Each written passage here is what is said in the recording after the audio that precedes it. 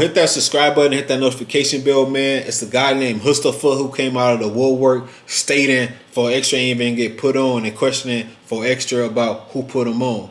But let's get into the backstory or some background of, you know, who Hoodsta is, told by respectable rant. Vermont again. Going northbound now. Northbound Vermont. Hold that. Coming back westbound. Throwing money out.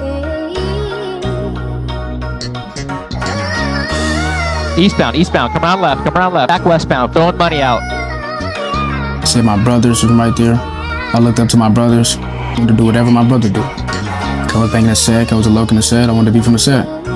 It's like, when they went to jail, cuz, that's when I snuck and got put on. Cause they was out and they kept blocking it. Hands are out. Okay, it looks like they're giving it up. They're going to pull them out. Very dangerous situation here. Not sure if they know, that's all I got, to know if they are armed or not, but Sheriff loading them up into the vehicles right now.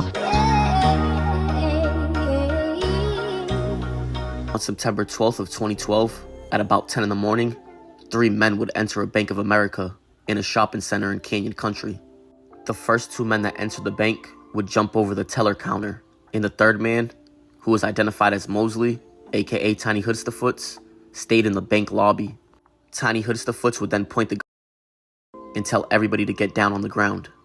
The other 2 robbers would then run back and forth between tellers, telling them to give them the cash or they'll be shot. And while doing that, one of the robbers would grab a stack of $20 bills that had a tracking device in the strap. And one of the bank tellers would try to activate the safety duress code. One of the robbers would then see him, grab him, and bring him back to the station, where he would demand him to open up a safety deposit box. The second robber would then take all the cash, but while doing that, he would notice a tracking device and he would throw it back into the counter, which lets you know this probably wasn't his first time, and he had more experience than the first dude.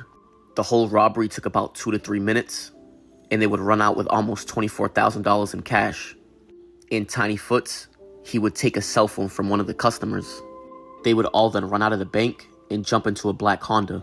However, there was a bank customer named John Springer that was in the parking lot, and he would see the whole thing, and he would see the Rolling 40 members speed away. That's when he would decide to follow them.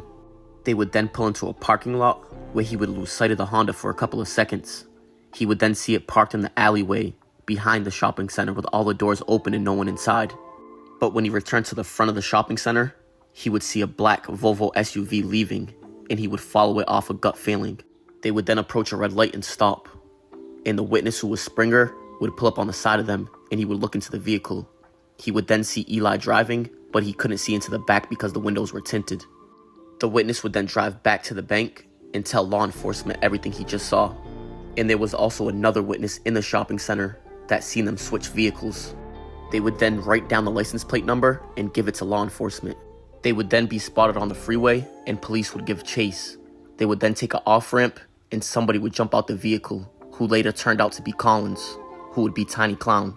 They would then re-enter the freeway at a high rate of speed, and they would take another exit, and this time, another person would jump out the vehicle and run down the embankment. They would see somebody running, holding onto his waistband, and they would assume he had a possible firearm. The vehicle would then take off again, but this time it was just Tiny Hoodsta and the driver in the vehicle. They would then turn onto the 110 freeway and take the downtown exit. It was like everybody was thinking about their ultimatums while they was in that vehicle, man. 2 people decided to hop out and, you know, take their chances like that. Hoodsta and the driver, you know, they went right to their hood, man. Became they hood hero, man. Their way onto Vermont Ave, and once they passed Martin Luther King Jr. Boulevard, they would start throwing money out the vehicle. And once they reached the Rolling 40 territory, they would circle it about 10 to 15 times more, and they would start to throw cash out the window. The vehicle was then forced to stop once a big truck purposely cut them off and wouldn't let them pass through the traffic. And after a 47-minute chase, they would arrest Tiny Hoodsta and the driver. And don't forget that Tiny Clown and the other robber jumped out the vehicle at different times. And they would catch Tiny Clown in someone's backyard 10 minutes after he jumped out the vehicle. But as you can see in red, the robbery suspect that jumped out after Tiny Clown was never caught and he got away. They would then search the black Honda that they left in the shopping plaza, and they would find a 5-gallon bucket lined with a trash bag, as well as 2 fluorescent jackets used for construction. And they would also find 2 cell phones, one of them belonging to the bank customer that was robbed.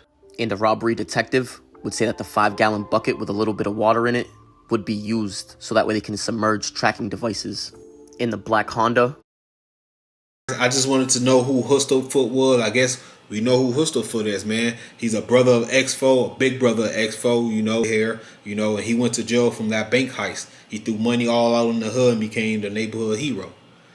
JWiz TV, comment down below. Till then, I'll get y'all on the next clip. I'm out. Peace.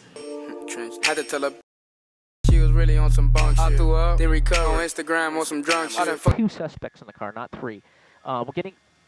We're going to continue here approaching Hoover, eastbound, eastbound, not sure the street. But LAPD is being advised, 43rd Street crossing Hoover, and a bag just came out. You see there, someone's definitely going to pick that up. But now we're going to be northbound on Hoover, coming right back towards that Coliseum area. LAPD Southwest Division in this area, moving between 77th Division and Southwest Division. You can be assured that LAPD is watching this. They might even have an airship overhead.